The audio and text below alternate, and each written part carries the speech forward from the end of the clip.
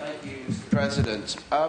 We've talked a lot about free trade and the need for free trade, and one of the arguments often used about TTIP when we're looking at, particularly from the left, looking at these issues, tends to be a rally against globalisation, against wider free trade agreements. But, you know, I was looking at my American computer this morning, and I've got my Korean-made phone here.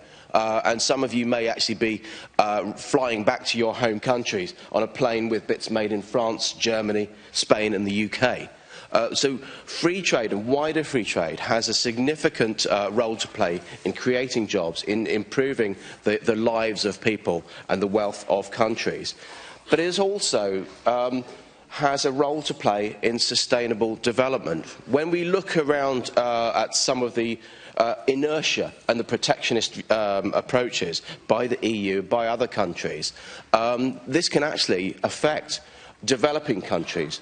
Africa, for example, where we have tariffs of 7.5% on roasted coffee and 30% on cocoa, refined cocoa products like chocolate bars.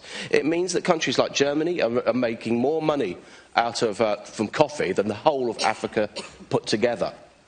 And so opening up, liberalisation of the markets can only be a good thing in terms of our countries and also developing countries as well. But obviously there needs to be protection. There needs to be protection for multinational companies, but small companies as well. And we've got to get that balance right.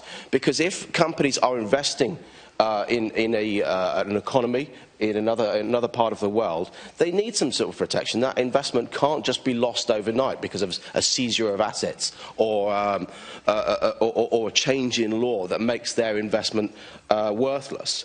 And so we do have, however, already 1,400 agreements across the EU with ISDS included within it. So I don't think it's anything that we should fear, but we do need to get it right. We absolutely need to get it right. And there are also 4 guarantees that are within a lot of the agreements in the draft TTIP, whether it gets approved or not, including the ability to have monopolies, so whether those are public monopolies or private monopolies in certain sectors, and also the refusal of access to market in areas like healthcare, social services, education and the supply of water. All of these incredibly important public services have a degree of protection, as we've heard from some of the speakers before, and we need to make sure that they are maintained and that we talk about those freely so that the myths about ISDS do not perpetuate in future trade agreements.